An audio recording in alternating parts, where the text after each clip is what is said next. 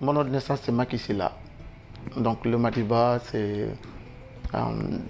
plus par rapport à Nelson Mandela, dont je suis un de ses plus grands admirateurs. Donc voilà, à l'époque, mes potes m'appelaient Madiba, qui est le deuxième nom de Nelson Mandela. Donc voilà, donc sur Facebook, je suis plus connu sous le nom de Macky Madiba Silla.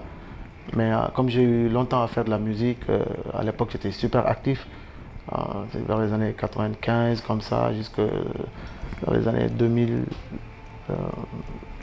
2007-2008. Ensuite j'ai fait une pause et je suis revenu vers 2009 et puis j'ai refait une pause. Mais là je suis plus connu en tant que Daddy Macky, membre de l'ancien groupe qui a fait long feu ici, qui s'appelait le VIB. Mais en tant qu'artiste, on me connaît en tant que Daddy Macky. Mais sur Facebook, je suis Macky Madiba Silla, en tant que réalisateur aussi. Parce qu'un artiste, il a souvent des, comment dire, des surnoms. Donc voilà, comme c'est l'époque où il fallait montrer qu'on était assez imprégné dans notre culture africaine, c'est une façon de nous réapproprier disons, nos résistants, nos héros, nos ancêtres. Donc c'est par la suite, j'ai choisi le nom de Koli Tengala, qui est un guerrier Peul, qui est un des descendants, un petit-fils de Sundiata Keita, roi du Manding, qui lui a unifié, si tu veux, un peu le Fouta, voilà, en passant par le Tekro, tout ça, c'est de l'histoire africaine. Donc Koli Tengala, il fut un grand guerrier, et voilà, j'ai pris ce nom, c'était une façon pour moi de montrer que je suis quelqu'un de très enraciné. Bon, les autres, ils s'appelaient Sundiata Keita, il y avait aussi Chaka Zulu, on avait voilà, plein de noms comme ça, quoi. En décembre 2018, j'ai fait le dernier concert dans une salle avec un artiste de reggae français qui s'appelle Naman. C'était bien, c'était à Lausanne, en Suisse, parce que je devais me consacrer au film El Maestro Laba Socé, qui m'a vraiment passionné et qui me prend énormément de temps. Donc voilà, je ne pouvais pas allier les deux. J'ai dit, bon, je vais faire une pause. C'est un peu plus compliqué que ça. J'étais en train de préparer un nouvel album. Mais le film me prenait tellement de temps. Et plus j'avançais dans l'histoire, j'étais hyper passionné par ce que je découvrais sur Laba Socé que je ne connaissais pas tant que ça.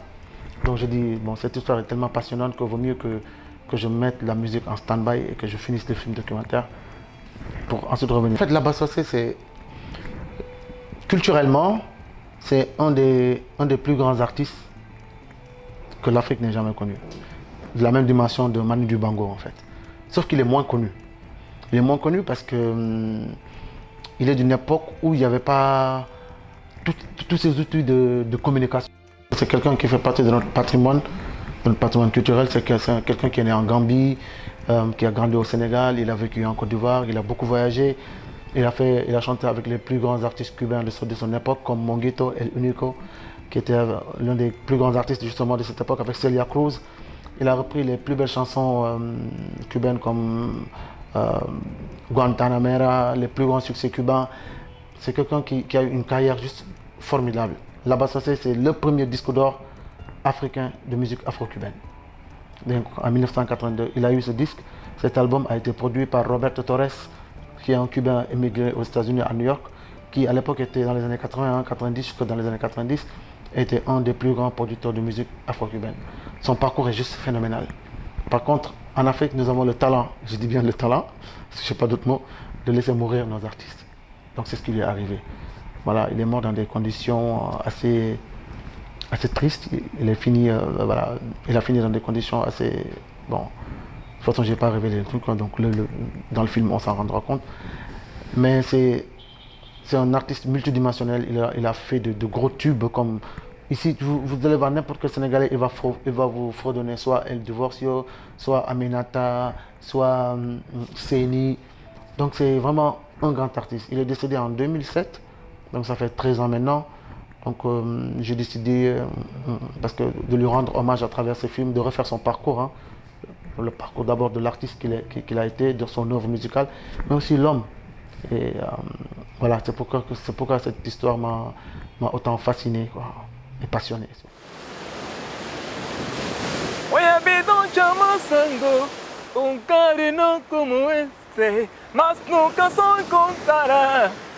Un cariño como ese, más nunca que será. Je rêve de marcher sur ces traces parce que c'est un exemple, c'est un bel exemple, vous voyez un peu. C'est un nom qui est difficile à porter. Il a marqué son époque, quoi. C'est difficile à porter.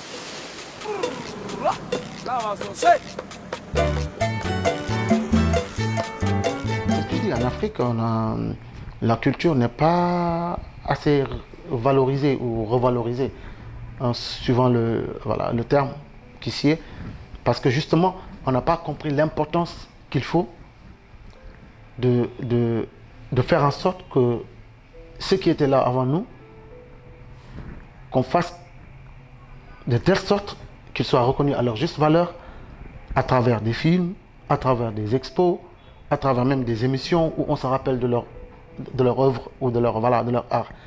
En Afrique, on a cette culture. Dès que quelqu'un meurt, on l'oublie. Voilà. C'est pas seulement Laba Sossé. Dans l'histoire de la musique africaine, les plus grands chanteurs, vous prenez l'exemple de Olivier Ngoma du Gabon, on a fait comme s'il n'avait jamais existé. Voilà, il est décédé, on l'a. Pépé Calais, c'est pareil. Ernesto Djedje de la Côte d'Ivoire, c'est pareil. Dès que quelqu'un disparaît, on a une grande chanteuse ici de jazz qu'on appelle Aminata Soufal. C'est une femme, mais elle avait une voix mais sublime. C'est-à-dire, on se comporte comme si cette personne, elle n'avait jamais existé. Non seulement leur nom ne continue pas à vivre à travers les artères, une petite rue, une petite école, un petit centre culturel, un petit monument. C'est avec ce genre de gestes qu'on perpétue le nom de ceux qui ont eu à marquer d'une empreinte extraordinaire leur vécu en tant qu'artiste. On n'a pas cette culture, ça ne fait pas partie de notre culture. Même si on va plus loin, nos grands hommes, comme quelqu'un comme Cheikh Anta Diop, il est décédé en 1986. Il a fallu attendre plus de 30 ans pour qu'il y ait un film documentaire sur Cheikh Anta Diop. Et il n'y en a qu'un. Voilà, c'est l'homme qu'on appelait le dernier pharaon. Il fait partie d'un des plus grands savants de ce XXIe siècle. Son livre Nation nègre et culture est un bijou extraordinaire. On y apprend une foule d'informations sur l'Égypte nègre. On y apprend une foule d'informations sur ce qu'était l'Afrique bien avant l'arrivée de ceux qui sont venus, de ce que j'appelle les barbares venus d'Orient et d'Occident. Mais c'est pareil. Ça ne fait pas partie de notre culture en fait. Ailleurs, c'est normal. Vous allez aux États-Unis, il y a 10 000 films sur Miles Davis. Il y a les films, même Whitney Houston qui est décédé avant-hier. Il y a plusieurs films documentaires. John Lennon, tu tapes John Lennon film, tu verras 100 films documentaires sur lui. Nous, on n'a pas cette culture. On n'a pas cette culture de revaloriser. Parce qu'on n'est pas dans la transmission, on est dans l'urgence. Et la culture, la culture, c'est important que les choses se fassent dans le temps. Mais nous, on est tout le temps dans la précipitation. On veut que tout soit tout de suite et maintenant. Une fois que c'est résolu, on n'en parle plus, on oublie. Et c'est ce qui est arrivé à Laba Sossé. J'espère que le film, pour terminer, aidera à le réhabiliter. Parce que pour moi, c'est ça aussi ma démarche. Et puis de faire en sorte qu'on se souvienne de lui et de la dimension de cet homme, de cet art.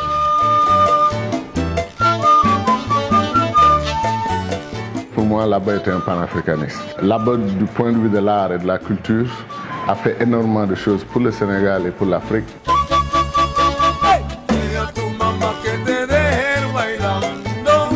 Il avait une voix sublime, une belle voix, franchement. Ah là là, franchement. On part, comment dire, back to the roots, un retour aux sources en fait. C'est-à-dire qu'on va dans la maison même de naissance de Laba Sossé, en Gambie, à Banjul, parce qu'il est né là-bas. Donc, ensuite, à Dakar, ses premiers groupes, ses premiers succès, ses voyages, ses rencontres justement avec Orchestra Aragon, le mythique groupe cubain, avec lequel il a eu à faire pas mal de tournées. Et puis tout ça est raconté par des gens qui étaient très proches de lui. Son producteur, son meilleur ami, et voilà, les musiciens qui ont eu à jouer avec lui. À l'époque, il n'y avait qu'une seule boîte de nuit à Dakar, dans les début des années 60, ça s'appelle le Miami. D'ailleurs, la boîte existe toujours, c'est à la Médina, de Ibra Kassé, père du musicien Aliou Kassé. Donc voilà, tous ces gens-là, de fil en aiguille, d'anecdote en anecdote, avec des images d'archives aussi. On a réussi à avoir des images d'archives pendant la première télé de Laba Sossé en 1969, en Côte d'Ivoire, à Abidjan. Et ça, la RTI, la radio-télévision ivoirienne, a bien voulu nous donner ces archives-là. Et puis, voilà, on suit sa trace jusqu'au quand il arrive au firmament de sa carrière, quoi. Et puis malheureusement, il y a aussi la part d'ombre de l'artiste, la chute, voilà, avec des problèmes économiques, avec des problèmes personnels, je dirais, familiaux, et aussi la maladie jusqu'à son décès le 20 septembre 2007. À la fois simple et compliqué. On est dans un continent où la culture n'est pas valorisée. Alors quand une chose n'est pas valorisée, c'est très difficile pour que les gens puissent en vivre. Aussi. Non seulement jeter l'argent, parce que ceux qui l'ont entouré, ils disaient que dès qu'il finissait de jouer, il prenait l'argent, il sortait l'argent de ses poches et il commençait à distribuer à qui on voulait autour de lui. Mais c'est ce que j'explique, c'est une époque où les artistes, où il n'y avait pas, comme aujourd'hui, des cellules de communication de l'artiste, des managers, des impresarios et tout ça. Donc c'est une époque où ils étaient assez seuls. Donc les artistes qui s'en sont sortis, c'est les artistes qui ont un conseil financier, qui ont un avocat, qui ont voilà, des gens qui les aident à investir ce qu'ils gagnent. Lui, malheureusement, il n'est pas tombé sur cette époque, quoi. Voilà, c'est une époque où, voilà, et en voiture, voilà, je distribue à gauche, à droite, je picole, je fais ceci, je fais... Bon, voilà, c'est pas l'époque de Youssou N'Dour. Par exemple, quelqu'un comme Youssou N'Dour, il a compris qu'il pouvait vivre de sa musique. Et pour vivre de sa musique, il fallait qu'il s'organise. Mais là-bas, malheureusement, on n'a pas eu cette chance-là. Il n'y a pas que là-bas, il y a plein d'artistes aujourd'hui encore. Pour le cas de la Bassessé, quand il était malade, il a fallu qu'on organise un téléthon pour l'aider. Les gens appelaient pour dire, voilà, je cotise 100 000, je cotise 50 000, je donne 20 000. Voilà, pour quelqu'un qui a été le premier disque d'or de musique afro-cubaine, qui a voyagé un peu partout, qui a fait des tournées au Canada, à Cuba, en France, en Allemagne, un peu partout dans le monde. Voilà, parce que c'est une époque ancienne. Mais même aujourd'hui, il y a très peu d'artistes qui arrivent vraiment à vivre de leur art, parce que c'est très difficile. Il ne savait pas rendre les gens malheureux autour de lui. Ça, franchement, c'était quelqu'un de bien, comme on n'en voit plus. Hein. Il est immortel. À travers ses œuvres, il est immortel. Des attentes. Moi, je fais de la musique parce que j'aime ça. Quand je suis sur scène, j'entends le roulement de batterie, le fameux one drop, comme on dit. Quand j'entends les skanks, tu vois, quand j'entends le reggae, c'est dans mon sang. Ça me donne envie de chanter. Rien que le fait d'en parler, ça me fait vibrer. Voilà. Mais c'est vrai que j'ai jamais gagné des sommes faramineuses dans la musique, mais j'ai toujours assez bien vécu quand même. J'ai pas, disons, c'est toujours très difficile de parler d'argent. Mais en tout cas, à l'étranger, ça va, je vis bien. Au Sénégal, j'avais des difficultés, mais ça, c'était au début de la carrière, forcément. Mais en Europe, c'est tellement organisé qu'avec des festivals, avec les concerts, on s'en sort, on gagne bien notre vie, on vit bien. C'est en Afrique que c'est dur. Mais à l'étranger, voilà, il y a un système qui est fait de telle sorte que l'homme puisse vivre de son art. Et puis même si c'est très compliqué, j'ai un boulot aussi à côté, quoi. Quand je regarde le paysage audiovisuel sénégalais, je vois qu'il y a des améliorations qui peuvent être faites. Je vois qu'il y a des séries comme Maîtresse d'un homme marié qui cartonnent. Mais je me dis que c'est une demande aussi. Peut-être que les gens... le côté positif, c'est que les gens ont envie de se voir à l'écran. Ont envie qu'on porte leurs histoires à l'écran. Et puis ils ont envie aussi de voir des gens qui leur ressemblent. Ils ne veulent plus avoir des séries qui viennent d'Amérique du Sud avec voilà, des gens qui n'ont absolument rien à voir avec leur réalité. Donc tout c'est contextualisé, ça c'est positif. Le côté négatif, c'est que aussi il y a du tout. Voilà. Quand je dis tout, c'est avec un T majuscule, quoi. C'est que voilà, il y a à boire et à manger, quoi. Et souvent, il y a un problème de qualité qui se pose. On est plus actuellement dans une problématique de quantité. Mais je pense que ça va être comme les films nigérians au tout début. Hein. Au fur et à mesure, plus on va avancer, plus les téléspectateurs vont être exigeants. Ils vont demander de meilleurs scénarios. Ils vont demander aussi une meilleure qualité au niveau de l'écriture. Ils vont demander aussi, surtout, une meilleure qualité au niveau du jeu d'acteur. C'est très fondamental. Parce qu'il faut que les gens acceptent de se faire former. De se former plutôt.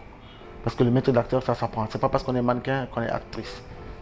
Donc, c'est pas parce qu'on est journaliste télé, qu'on fait des émissions télé qu'on est acteur. C'est deux métiers diamétralement opposés. Et puis c'est fondamental que chacun reste à sa place.